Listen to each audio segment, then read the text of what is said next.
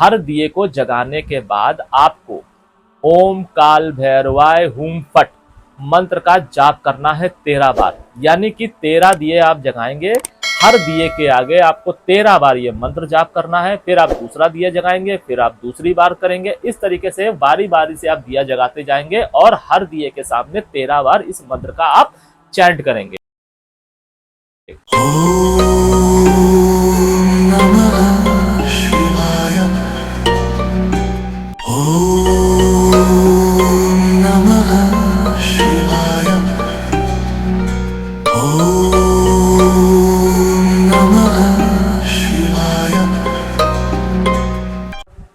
एक ऐसी रात्रि जो सिर्फ रात्रि नहीं बल्कि भैरव के प्रकट होने की रात्रि है। कार्तिक पूर्णिमा के बाद कृष्ण पक्ष की अष्टमी, जिसे हम कालाष्टमी के नाम से भी जानते हैं। इस बार की कालाष्टमी कुछ अनोखी है। क्यों अनोखी है? क्योंकि इस बार की कालाष्टमी बुधवार के दिन पड़ रही है, जिसकी वजह से इसको बुधाष्टमी भी कहेंगे। और इस बार कालाष्टमी में काल भैरव जयंती भी है। हर महीने कालाष्टमी आती है, जिसमें सबसे ज्यादा तंत्र और नेगेटिव एनर्जी एक्टिवेट हो जाती हैं। इसी दिन सबसे ज्यादा तंत्र प्रयोग किया जाता है। जो भी लोग भैरव के साधक हैं वो दूसरों को हानि पहुंचाने के लिए भी करते हैं और स्वयं की सुरक्षा के लिए भी करते हैं। भैरव साधना एक ऐसी साधना है, अगर आप इसमें तल्लीन हैं तो आपके ऊपर कोई भी किसी भी प्रकार का तंत्र नहीं कर सकता है। आपके शत्रु चाहे गुप्त हो या फिर सामने से हो, आपका बुरा चाहते हो, चाहे कितना भी बुरा चाहे, वो आपका बुरा नहीं कर पाएंगे।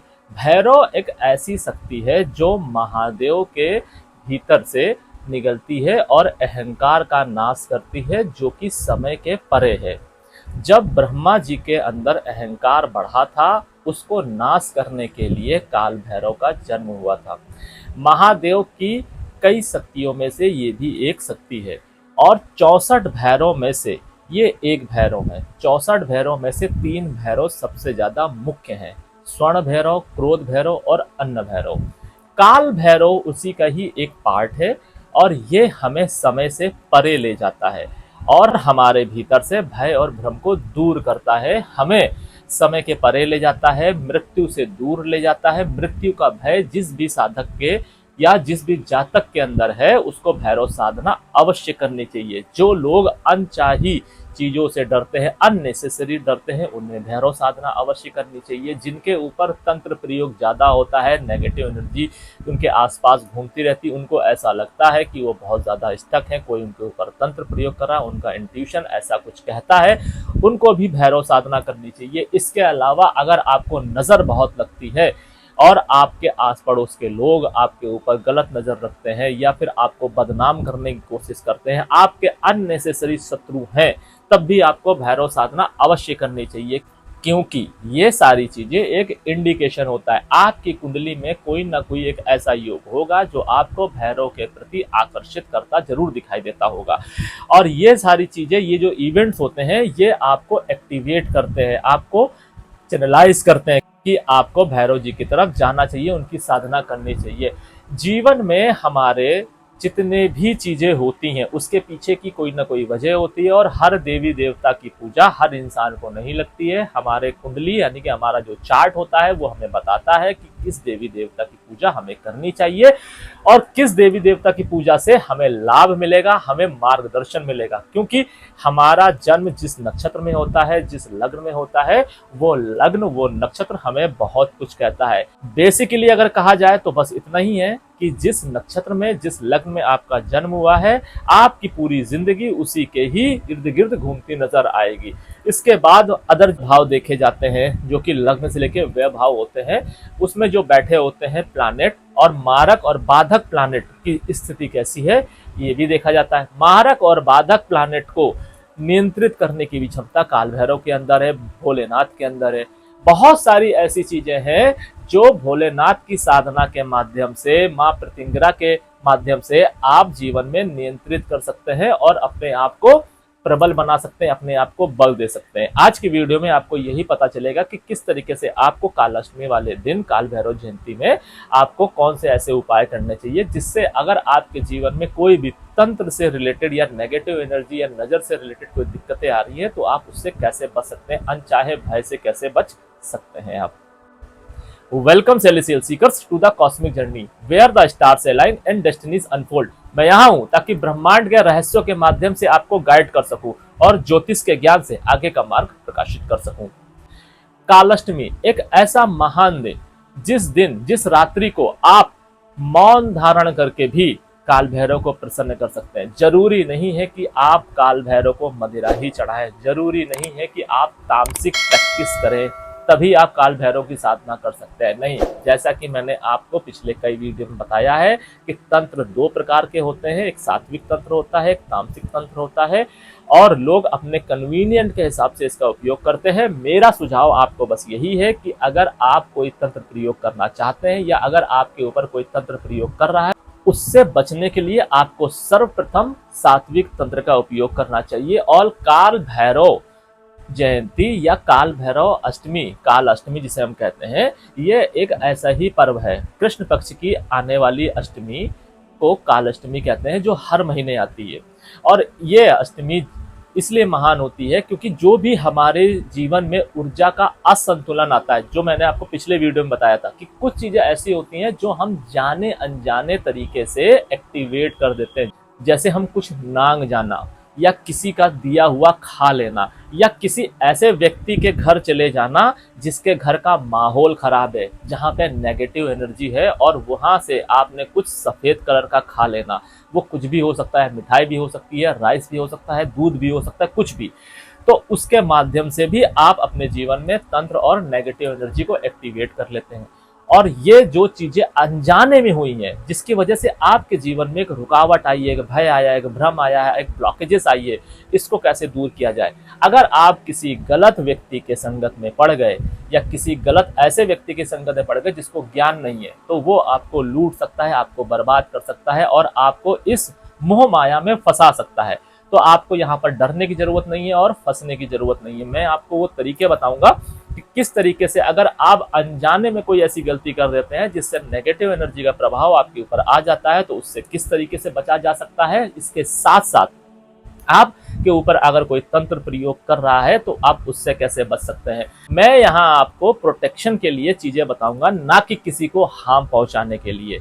अपनी कुंडली को आप देखिए और अपनी कुंडली को आप समझिए कि अगर आपकी कुंडली में चंद्र मंगल की स्थिति अच्छी है, तब आपके जीवन में तंत्र का बहुत बड़ा महत्व है। महत्व कैसा कि तंत्र के माध्यम से आपकी जिंदगी सरल और सुगम हो सकती है, और कोई भी व्यक्ति चाहे कितना ही बड़ा क्यों ना हो, तांत्रिक हो या कोई भी हो, आपके ऊपर आसानी से तंत्र नहीं कर पाएगा। आसानी से मैं इसलिए बोल रहा हूं क्योंकि आपकी कुंडली में जो प्रबल चंद्र और मंगल है, ये आपको उससे प्रोटेक्ट करता दिखाई देगा।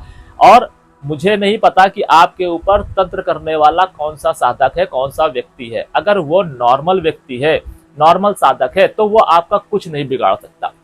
लेकिन अगर वो प्रबल साधक है, आपने उसको जाने अनजाने हर्ट कर दिया है, कोई उसको मोटिव दे दिया है, तो वो आपको जरूर हर्ट करेगा, जरूर नुकसान पहुंचा देगा। फिलहाल अभी हम बात करते हैं कि किस तरीके से आपको अपने और अपने परिवार, अपने नियर एंड डियर वन के इर्द गिर्द एक प्रोटेक्शन लेयर क्रिएट करनी है और इस अवसर का आपको लाभ उठाना है। काल अष्टमी वाले दिन रात्रि 11:45 से 12:30 बजे के बीच पूर्वमुखी होकर आपको बैठ जाना है किसी भी काले आसन पर, और अपने सामने काल भैरव का कोई प्रतीक या काल भैरव की प्रतिमा ले लीजिए। प्रतिमा से हमारा तात्पर्य है चित्र, कोई मूर्ति नहीं लेनी है। उनको आप स्थापित कीजिए और अपने सामने सामग्री के रूप में आपको 13 दिए रखने हैं सरसों के तेल के, लौंग रखनी है, राई रखनी है, और इसके अलावा आपको एक रोटी रखनी है। क्या करना है आपको 11:45 के बाद बैठ जाना है पूर्वमुखी होके, और 13 जो सरसों के दिए हैं उसमें 5 लौंगे डालनी, हर एक दिए में 5 लौंगे डालनी है, कुछ राई डालनी है, और उसके बाद वो दिया प्रज्वलित करना है। हर दिए को जगाने के बाद आपको ओम काल भैरवाय हुम फट मंत्र का जाप करना है 13 बार। यानी कि 13 दिए आप जगाएंगे, हर दिए के आगे आपको 13 बार ये मंत्र जाप करना है, फिर आप दूसरा दिया जगाएंगे, फिर आप दूसरी बार करेंगे। इस तरीके से बारी बारी से आप दिया जगाते जाएंगे और हर दिए के सामने 13 बार इस मंत्र का आप चैंट करेंगे। ये प्रक्रिया होने के बाद आप इन सभी दियों को उठा के उत्तर दिशा में रख देंगे। उसके बाद जो रोटी है उसमें आप सरसों का तेल लगा के कुत्ते को, काले कुत्ता मिल जाए बहुत उत्तम है, काले कुत्ते को आपको खिलाना है। अगर काला कुत्ता नहीं मिलता है तो कोई भी कुत्ता चलेगा, लेकिन काला कुत्ता ही सर्वोत्तम माना गया है, जो कि भैरवनाथ का प्रतीक है। तो आपको उनको जाकर ये रोटी खिलानी है और भैरव जी से कामना करनी है कि आपके अंदर, आपके परिवार में जो अनचाहा भय है, जो भ्रम है, उसे दूर करें और आपको और आपके परिवार को एक प्रोटेक्शन दें। प्रोटेक्शन किससे? नेगेटिव एनर्जी से, तंत्र से। ये बोलना नहीं है, लेकिन मैं आपको बता रहा हूं कि आप उनसे प्रोटेक्शन की कामना करें, सुरक्षा कवच की कामना कीजिए। अगर आप ऐसा करेंगे तो आपके जीवन में कोई भी व्यक्ति किसी भी प्रकार का तंत्र इनिशिएट कर रहा होगा और ये अगर इनिशियल स्टेज होगी तो वो खत्म हो जाएगा। लेकिन अगर ये मॉडरेट और एडवांस लेवल में तंत्र आपके जीवन में एंटर कर चुका है, तब आपको इसमें दूसरी साधना करनी होगी। और अगर आप इस तरीके के किसी भी समस्या से ग्रसित हैं तो आप हमसे संपर्क कर सकते हैं कमेंट के माध्यम से, और अगर आप समस्या को सार्वजनिक नहीं करना चाहते हैं तो आप व्हाट्सएप के माध्यम से भी हमसे जुड़ सकते हैं।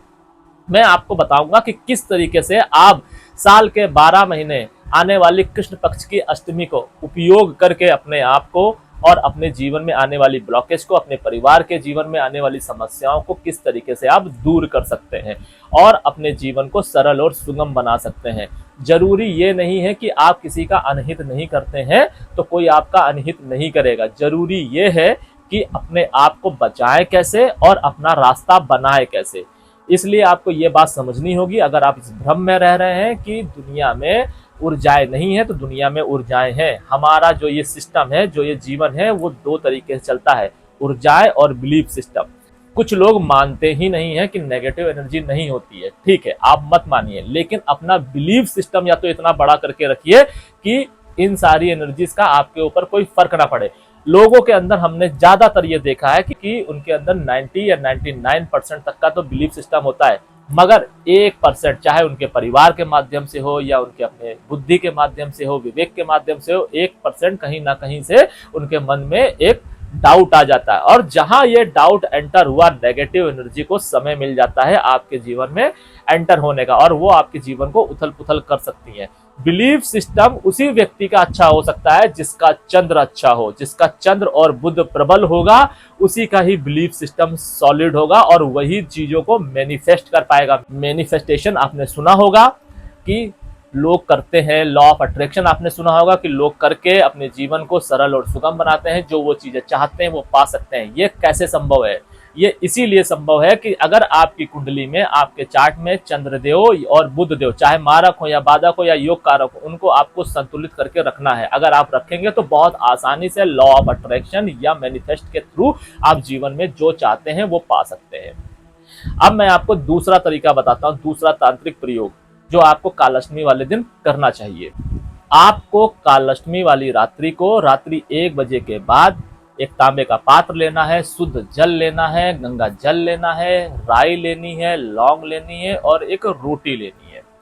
आपको जल में 5 लौंगे डालनी है, राई डालनी है और इस जल को भैरव जी का जो भी आपके सामने प्रतीक हो या फोटो हो, जो भी चीज हो, उसके सामने आपको रखना है, मूर्ति को छोड़कर। क्योंकि मूर्ति अगर आप घर में स्थापित कर रहे हैं तो ये गलत है। ये क्रिया शमशान में की जा सकती है और यहाँ पर मैं आपको तामसिक प्रयोग नहीं बता रहा हूँ, सात्विक प्रयोग बता रहा हूँ जो आप घर में कर सकते हैं। आपको वहां पर जल, तांबे के पात्र में जल डालना है, गंगा जल डालना है, राय डालनी है, 5 लौंगे डालनी है। इसके बाद आपको एक सरसों के तेल का दिया प्रज्वलित करना है। प्रज्वलित करने के बाद में आपको भैरव जी के सामने बैठकर उत्तर दिशा की ओर मुख करके हाथ जोड़कर आपको प्रार्थना करनी है कि हे भैरव जी, हे भैरवनाथ, मुझे कर्मों के बंधन से मुक्त करो। इससे क्या होता है? इससे आपके पूर्व जन्म के अगर किसी के साथ कर्म बंधन है नेगेटिव, वो टूटते हैं, वो खत्म होते हैं। पॉजिटिव होते हैं, वो भी खत्म होते हैं। और पॉजिटिव के माध्यम से आपके जीवन में जो हार्मनी आने वाली है उसके मार्ग सशस्त्र होते हैं, प्रशस्त होते हैं। आपको इसका फायदा उठाना चाहिए। ये आपको बोलना है 13 बार कि है भैरव जी, है भैरवनाथ, मुझे कर्मों के बंधन से मुक्त कीजिए। ये प्रार्थना करनी है और प्रार्थना करने के बाद आपको मौन धारण कर लेना है। जितना यथासंभव आप मौन धारण कर सकते हैं मौन धारण कीजिए, अपनी आंखों को बंद कीजिए और भैरव जी के ऊपर ध्यान लगाइए, भोलेनाथ के ऊपर ध्यान लगाइए, भोलेनाथ का जो स्वरूप है काल भैरव उसके ऊपर ध्यान लगाइए। ध्यान लगा के यथासंभव आप बैठिए। आप जरूरी नहीं आप 1 घंटे बैठिए, आप 10 मिनट बैठिए, 20 मिनट बैठिए, लेकिन उस ध्यान में आप तल्लीन रहिए। उसके बाद आप जो रोटी है, रोटी में सरसों का तेल लगा कर काले कुत्ते को जाकर खिलाइए।